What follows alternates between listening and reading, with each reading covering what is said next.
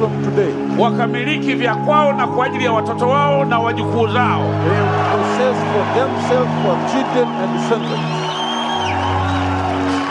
Ardhi ikawakubali, That the land mimea accept them, ikawakubali, mazao yakawakubali, the crops kila accept them, watakachopanda kikakubali, whatever they sow, mifugo nayo ikakubali, kila watakachofuga kikaongezeke. whatever they're going to ask them. Bwana ukakipe kuzaana matunda, Let them be fruitful.